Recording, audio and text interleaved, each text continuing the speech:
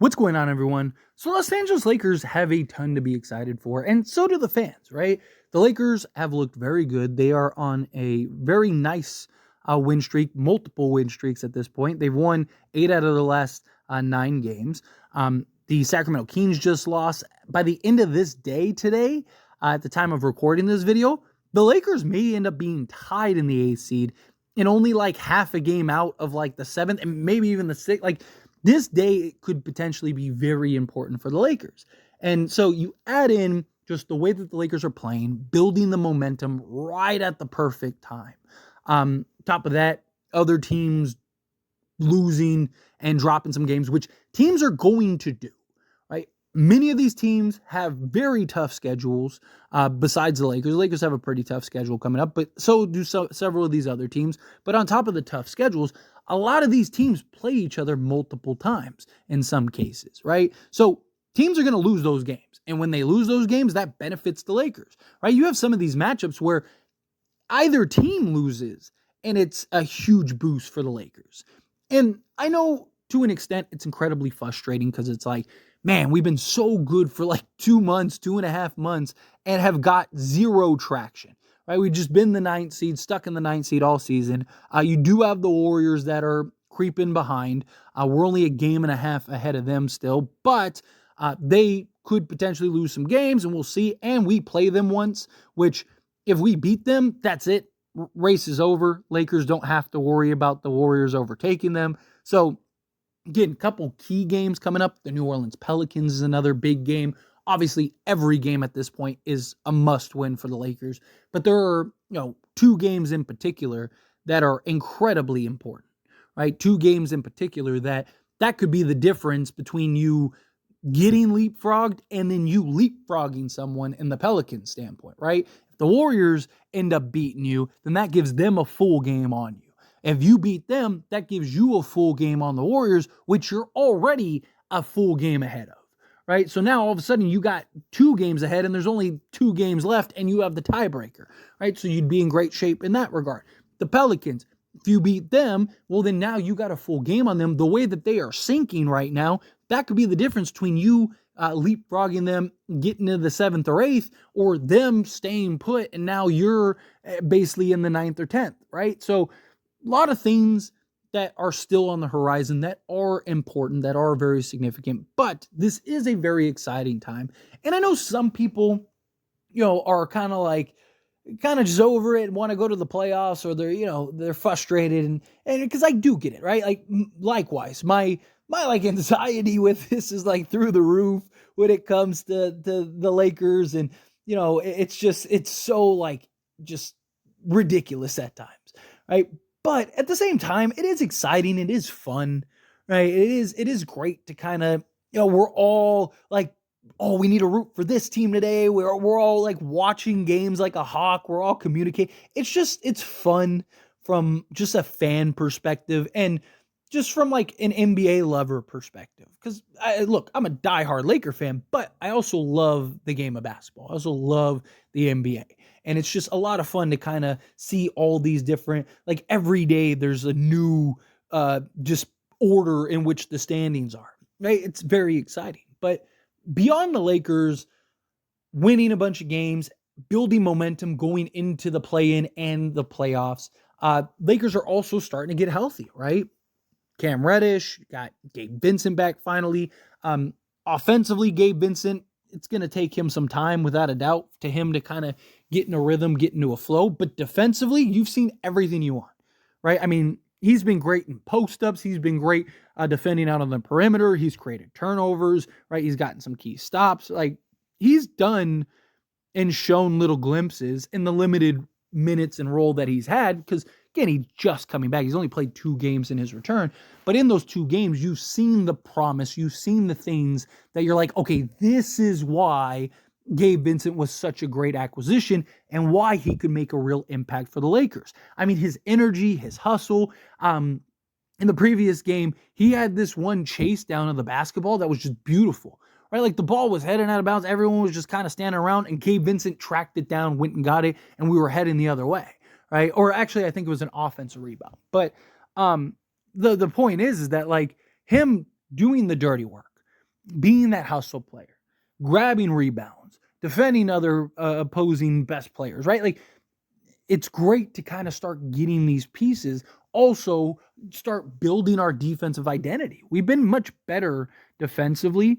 I believe we're like seventh during this recent road trip defensively. So last like 6 games or so, we've been what we want to be on the defensive side of the basketball. I've talked heavily about Austin Reeves has done a really good job on the defensive side. He's not elite. He's not great. D'Angelo Russell, same thing. Think he's done a very good job on the defense side. Again, he's not elite. He's not great. Are they still getting beat on occasion? Yes, right? But everyone does. But they've been moving their feet much better. D'Angelo Russell in particular has had really good active hands. I really love his hands deflecting passes, just disrupting passing lanes, right? Like, he's done a really good job in that regard. Austin Reeves moving his feet well, staying in front of guys, right? Not getting beat every possession, even when he's being targeted. All these things start molding and shaping our defensive identity because the offense is there. It's just the defensive side of the ball. It's building that defensive identity. We can build that. We can start having better balanced lineups, better lineup structures, better rotation structures. I think the Lakers, it's just only going to benefit them.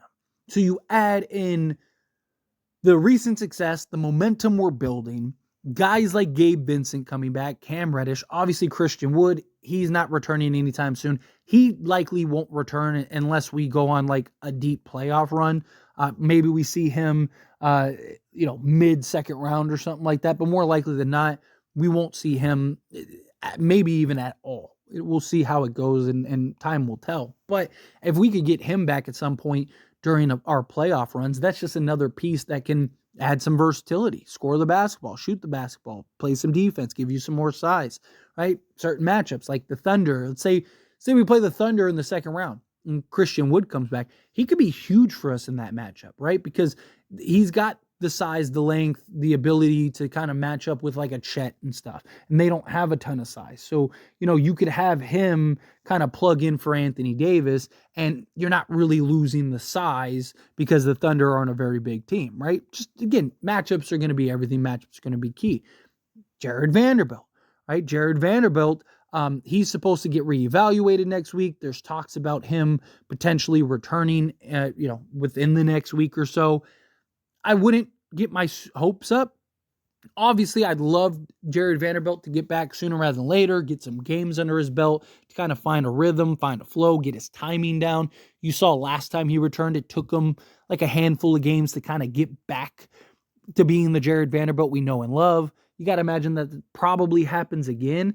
But, I mean, his energy, his effort, again, another guy that just does the dirty work, that gets after it, will chase down loose balls, will get defensive stops. Like, his versatility on the defensive side of being able to defend pretty much anybody on the basketball court. Obviously, if you're playing Denver, you don't want him on Jokic. But, like, if he was to just happen to get switched on a Jokic, you can trust him to kind of at least make Jokic work, right? Like, he's just so versatile. And one of the biggest X factors the Lakers have. In my opinion, I think he's the fourth most important player, right? I think you got, obviously, Anthony Davis, LeBron James. I think D'Angelo Russell, in the way he's played this year, that continues in the playoffs, then he's the third most important. And I think you can make a genuine argument Jarred Vanderbilt would be the fourth because of his defense, his energy, a fully healthy Jarred Vanderbilt, right? If he comes back and he's like, struggling and kind of just sloppy out there, then no.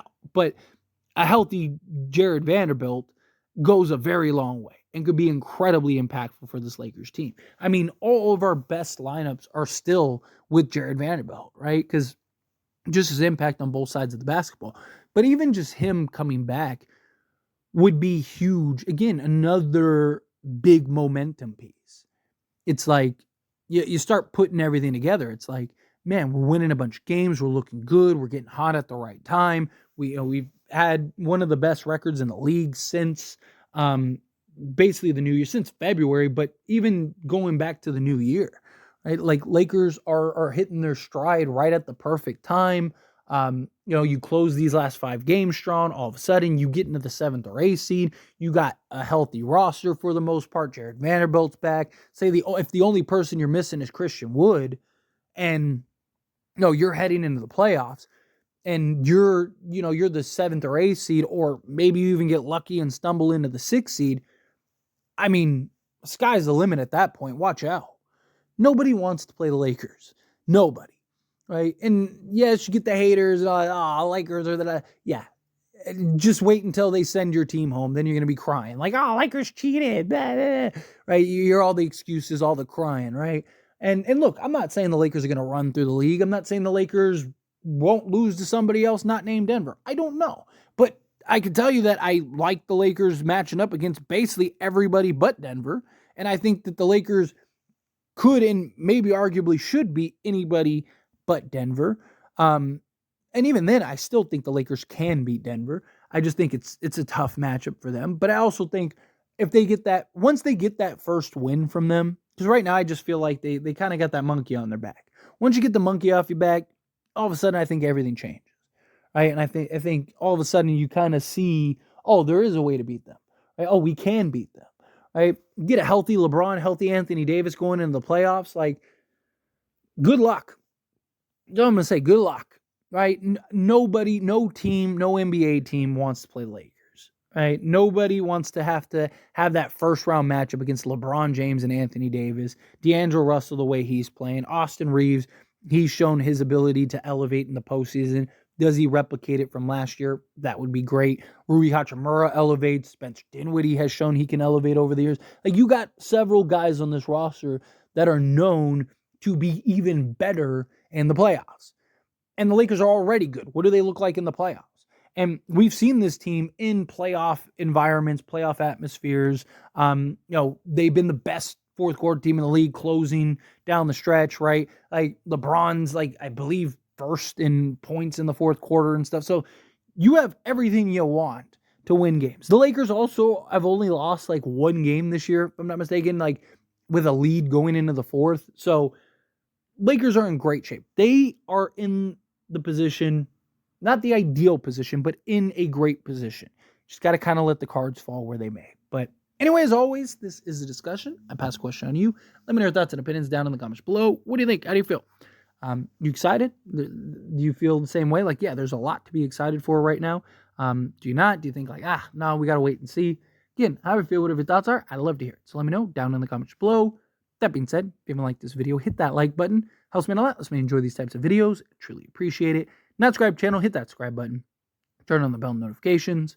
Appreciate y'all. See you in the next one. Thank you.